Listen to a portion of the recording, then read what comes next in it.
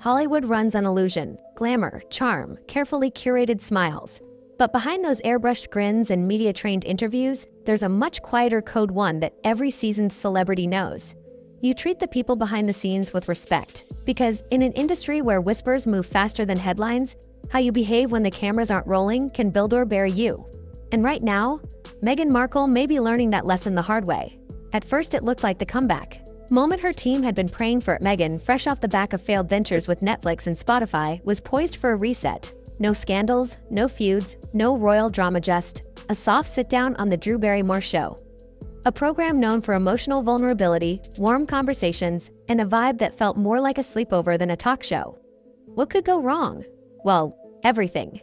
But before we unravel the story of how this seemingly innocent appearance turned into one of the most quietly disastrous PR flops of the year, hit that subscribe button right now, because the truth behind this fallout isn't just about Meghan and Drew, it's about how Hollywood handles egos, energy, and reputation. And what happened here has insiders talking, studios hesitating, and even fans raising eyebrows now. Back to the moment that sparked it all. Meghan Markle walked onto the set of the Drew Barrymore show, wrapped in curated charm.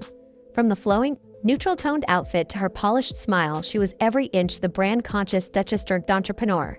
Drew welcomed her with open arms, literally. Compliments flowed. The studio audience clapped on cue, and for the first 30 seconds, it looked like a wholesome TV friendship was being born. But then, something shifted. According to people on set, the warmth didn't extend past the studio lights. Crew members, some of whom have worked on hundreds of celebrity interviews, immediately sensed tension. Meghan, they said, arrived with a sense of entitlement, asking for certain titles to be used when introduced, requesting last-minute lighting changes, and allegedly treating staff with a dismissive, icy tone. Nothing outrageous, no screaming, no tantrums, just coldness. The kind of presence that says, "I'm important. You're not." And that kind of attitude doesn't fly on Drew's set. Drew Barrymore has built her second act around one thing: authenticity. After surviving childhood stardom, public meltdowns, and multiple reinventions, she's become a symbol of Hollywood's softer side. She hugs her guests. She tears up on air. She champions kindness like it's a personal mission. Her show isn't a platform for self-aggrandizement, it's a sanctuary for human connection. So when Meghan allegedly pushed for royal recognitions, something like the Duchess of Sussex or former royal-turned-global wellness leader, it didn't land as glamorous. It landed as tone-deaf. Insiders say Drew didn't push back directly. She's too seasoned for that. Instead, she clocked the energy shift and quietly adjusted. Throughout the taping, Drew remained professional, engaging, moving the conversation forward, but her trademark enthusiasm had a slight edge of restraint, and viewers noticed. When the episode aired, fans immediately took to social media. At first, the tone was playful. Drew's trying so hard to be Meghan's bestie. She's fangirling a little too hard. But within days, a different narrative emerged. Anonymous accounts, some claiming to be studio staffers, began dropping hints. Behind the scenes, things weren't as sweet as they appeared. Meghan had allegedly treated the crew like background noise. She'd bypassed protocol, insisted on her own flow, and dismissed the warm, collaborative vibe the show is known for.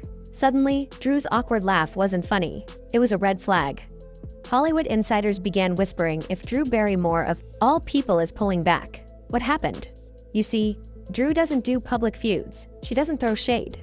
But she does make her feelings known in one powerful way: distance. After that episode aired, she stopped mentioning Meghan. No Instagram posts, no behind-the-scenes reels, no follow-up praise. It was as if the interview never happened. And in Hollywood, silence speaks volumes. Even Drew's team didn't push clips of the episode like they usually do. No teaser montage. No glowing highlights. Just quiet retreat. And that's when the dominoes started falling. Meghan's team, sensing a PR wobble, tried to control the narrative. Whisper campaigns emerged, blaming cultural misunderstanding and production miscommunication.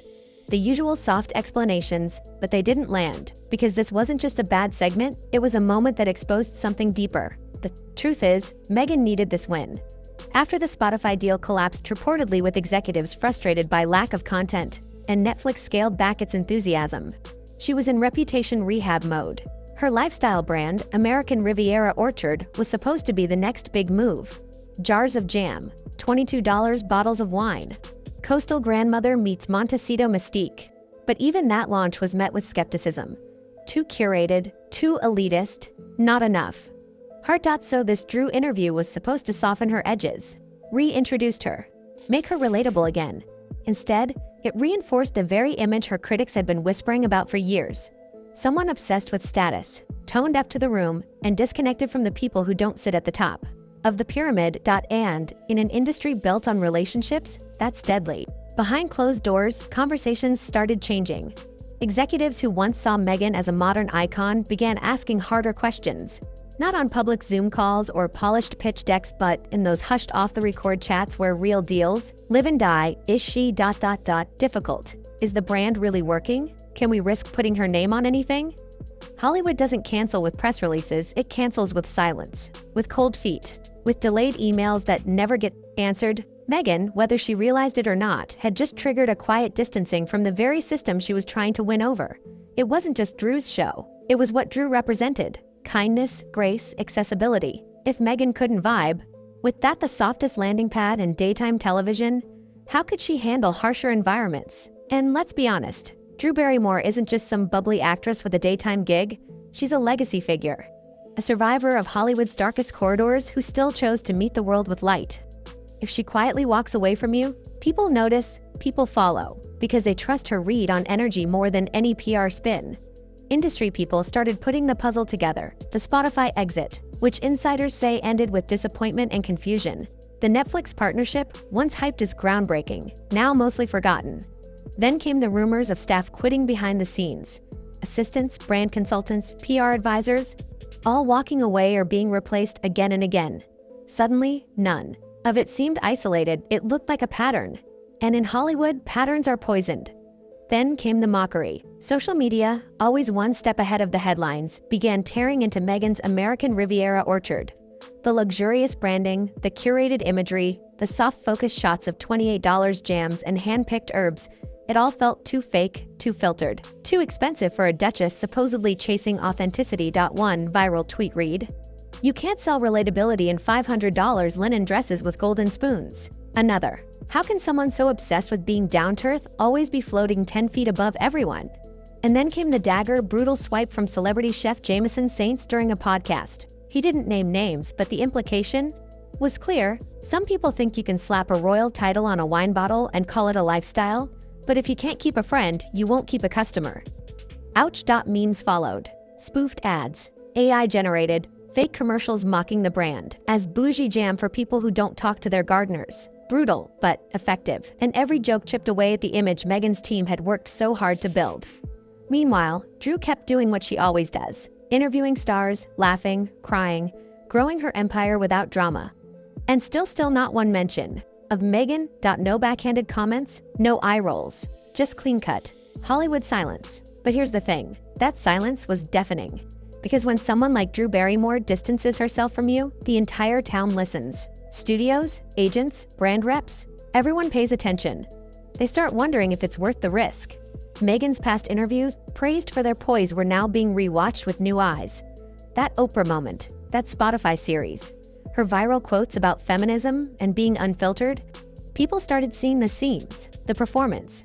Because here's the secret, Hollywood doesn't just watch what you say, it watches how people around you react to you. And when kind people recoil, when easy gigs get uncomfortable, the alarm bells start ringing.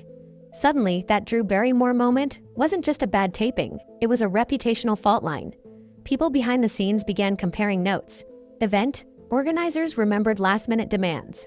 PR people recalled how hard it was to get approvals from Meghan's camp. Hair and makeup artists shared quiet war stories of rushed changes and rigid instructions. Nothing scandalous, but consistent.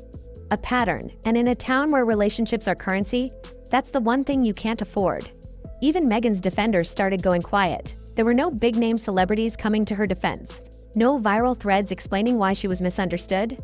Just silence. The kind of silence that signals PR teams have moved on. The kind that happens when the industry decides quietly, but decisively, that you're no longer the next big thing. Meghan's team, to their credit, scrambled to salvage the situation. They tried shifting the narrative, highlighting her charity work, pushing soft rebrand stories to friendly outlets, leaking photos of cozy Montecito moments with Harry. But none of it stuck. The audience had already tuned out because in Hollywood, the audience doesn't just crave content, they crave energy. And if your energy feels off, if it feels arrogant, fake, or performative, no amount of glossy branding will save you. Meghan, despite her best intentions, had fallen into a trap of her own making, and it wasn't Drew Barrymore who sprung it. It was the quiet judgment of an entire industry watching closely and backing away slowly, and that's the most brutal part of all. Because this wasn't a headline scandal. There were no public blowouts, no lawsuits, no interviews, trashing one another. It was something much colder, a gentle, calculated distancing. The kind of social exile that's almost impossible to come back from. If there's one rule in Hollywood, more powerful than talent, more enduring than fame, it's this: protect your energy. Drew Barrymore understands that better than anyone. She's been in the business since before she could spell press junket. She's seen careers rise and fall, watched people transform, heal, disappear, and re-emerge. She's been the headline, she's been the cautionary tale, and most importantly, she's come out the other side with her soul intact. So when Drew made the quiet choice to distance herself from Meghan Markle, it wasn't just a personal preference, it was a boundary. This energy doesn't align with mine. No public denouncements, no behind-the-scenes leaks, just stillness. And in an industry that thrives on noise, that stillness was thunderous. People noticed. Not just fans, not just tabloids, but producers, executives, fellow celebrities. Failed what should have been the easiest test in daytime television, being likable on The Drew Barrymore Show. Let that sink in. Drew's set is a sanctuary. It's the softest landing in the biz. No roast jokes, no hard-hitting guts. It's where stars go to cry, to share, to reconnect with the public. It's where scandal-plagued celebs find grace. And yet, Meghan managed to turn even that into a PR disaster. The reasons weren't shouted. They were subtle. Her tone, her requests, the energy she brought into the room. And that, more than any headline, was what haunted the aftermath. Because Hollywood doesn't punish people for ambition. It punishes people for hypocrisy. You can talk about authenticity, but if your vibe says otherwise, no one believes the message, and Meghan's message had become fractured. She spoke about vulnerability, but refused to meet Drew's warmth halfway. She branded herself as a modern woman, but clung tightly to old-world titles and status. She promised connection, but allegedly dismissed the very people making her appearances possible. No matter how slick the branding, no matter how well lit the photo shoots, those cracks were visible. Even her lifestyle brand, American Riviera Orchard, began suffering. What should have been a dreamy blend of Montecito elegance and West Coast minimalism now felt hollow. The launch, once buzzed about, became meme fodder. Her jam jars mocked, her wine ridiculed, her name trending for all the wrong reasons. But here's what no press release will say out loud. The Drew Barrymore interview was the turning point, not because of what was said, but because of what wasn't. Because of how the industry responded to Drew's silence, behind every major show are dozens of handlers, planners, agents, and fixers. People whose job it is to assess risk. And when even one of them sees a guest as high maintenance or too controlling, the doors start closing quietly. Not because they hate you, but because Hollywood runs on energy and yours has to be magnetic. Meghan's, by the end of that segment, WASN, single quotes T. Her team tried to salvage the optics. Brief interviews followed. Leaked tips to friendly magazines about how Meghan was misunderstood, how her intentions were pure, but it was too late, because by then, the industry had moved on. There was no official fallout, no public spat between Drew and Meghan, just that quiet space where enthusiasm used to be that missing thank you post, that absent follow-up invite, that skipped tag on social media. It was polite, it was professional, and it was final, and that in many ways is more devastating than any public feud. Drew didn't destroy Meghan. She didn't need to. Meghan's own behavior did that. The backstage tone, the coldness, the quiet superiority, and in Hollywood, where perception is currency, that behavior cost her more than she may ever know. Because when you lose Drew Barrymore, you don't just lose a show. You lose a symbol of trust, of empathy, of survival with grace, and Meghan's brand, already wobbling, couldn't afford to lose that. At the end of the day, titles don't carry weight in Los Angeles. There are no Boeing courtiers, no royal staff, just gaffers, stylists, lighting, text and producers, people who can make or break reputations with a single group chat message. And when those people start using words like cold palace, you came from, you're finished. Meghan Markle came to Hollywood for reinvention. She left that set with something far worse: doubt. Doubt in her image, doubt in her message, doubt in her ability to play the game she once thought she could master. Drew Barrymore, meanwhile, didn't say a word. She didn't have to. In her silence, she protected her show, her crew, and her peace. And in doing so, she sent a message, louder than any tabloid headline could ever scream. Energy doesn't lie, and Hollywood, it never forgets.